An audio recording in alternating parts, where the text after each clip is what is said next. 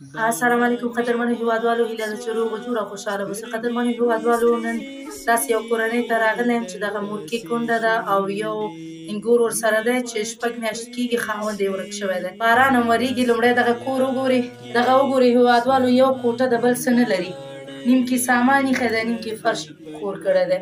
نو د دغې کورنۍ حال له تاسو سره شریکوو، له موږ سره اوسئ. السلام علیکم. څنګه یې مورې، ښه یې؟ ماشومان دې ښه دي؟ څنګه یې خورې ته؟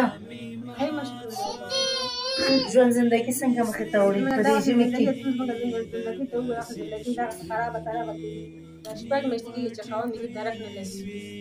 ولې چېرته تللی؟ غربي نه کم بخورک ته کوم ته تللی کوم ځای ته وګورو خلک کور کې ناست دی دا بچي مې ټول راته جاړي جمع دی نه جورابې لري نه یو بانې لري موږ داسې ګډ وډ حساب دی کله ډوډۍ او کله نه دی یخ ځکه ورته شوله ورته پخوو بشاشه ورته ورکوو څنګه چلي نو ستا چې خاوند نشته دغه د کور ضرورت پسې پوره کوي؟ ستاسو د کور اړتیا دغه پلي راکوي پلي راکوي هغې باندې زندګي تېرو څنګه او دغه د ماشومانو ضرورت پسې پوره کوئ؟ کله کله مثلا د سپېپي جوړ کړو کله د خاشي جوړ کړو ورته ورکوي څنګه خپل نور ماشومان ته ورکوي یو راته وایي څنګه اوس داسې معلومات نشته چې خاوند د چېرته دی؟ هېڅ درجه نه لګي دومره پوښتنه کوه چې غریبي راته مخته ورک دی څه خبر شوي شوي دي نو به تلیفون کوي ورته جواب راکړه شپږ میاشتې ورک شوی دی. ورک شوی نو تاسو څنګه کوئ؟ دا د کور ضرورت کېږي، د کور کرایه کېږي؟ بله کوره موږ سره راشئ او د زوی پته دې نشته؟ او خاوند یې په څه باندې مړ شوی؟ په خپل مرګ دا ستاسو کوټه ولې لوڅه ده چې شی نه لرئ؟ نه نشته ده ځای نو دا ستاسو کوټه خو بیخي لوڅه ده، دا د ماشومانو یخني نه کېږي؟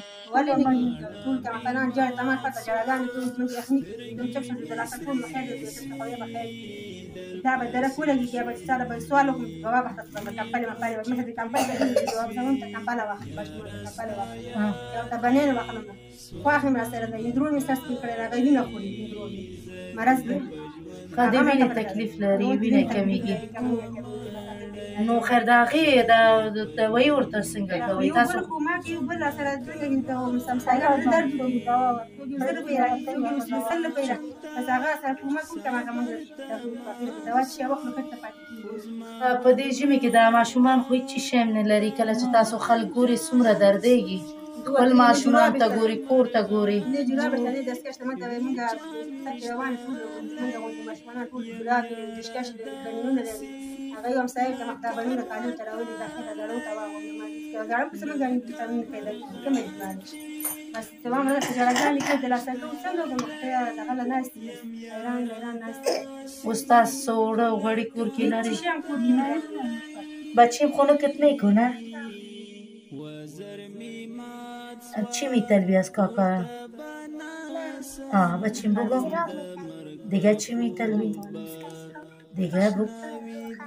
خب این اشتکاره که میبینی چیزای زیاد پوشیده میباشه، بر مادرت با چی میگی؟ چی میگی مادرت با؟ چیزا میگی بخیر؟ پدرت نامده خانه؟ خب بر کاکایا بگو که برد بیاره چی برد بیاره بگو. دروغن و ای خونکت نمیکنه که دستکایت لوچست؟ پیسه نداری؟ پش پدرت خفه شدی؟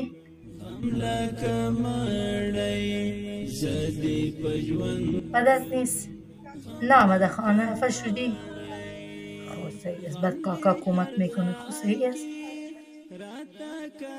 قدرمنو هیوادوالو، لومړی دغه مور وګورئ، دغه کونډه دی او یو زوی دی، هغه ورک شوی دی. کباړ خرڅول په هغه مغه کې دا 6 میاشتې کېږي چې ورک شوی دی، د کور سرپرست نه لري. دغه کوټه خو ما تاسو ته مخکې مو ښودل، دغه لوڅه د پاس وګورئ دا په څه حال دی. همدې لوڅه کوټه کې نیم کې سامان ایښی دی او نیم کې دغه فرش خور کړی دی، دې ماشومانو سره اوسېږي. نه اوړه لري نه غوړي لري، دغه کور لوڅه ده او باران هم ورېږي. دغه ماشوم ته وګورئ، دې ته وګورئ هېڅ شی هم نه لري. دې یو بل جامې ورته راوړي او اغوندي. دې ته چې اوس ما پوښتنه وکړه څه غواړې؟ وایي اوړه غوړي غواړم، جامې غواړم. نو دغه ماشومان ډېر هیلې او ارمانونه لري. نو هیله کومه هیوادوالو چې دا د کورنۍ سرپرست هم نه لري، نو دوی د ډېر زیات ناهیلي دي. نو هیله کوم چې د دې د لاسنیوی وکړي او دوی سره مرسته وکړي. نو که چیرې غواړئ مرسته وکړي زما د وټساپ شمېره ده 080 د لیدو څخه مننه.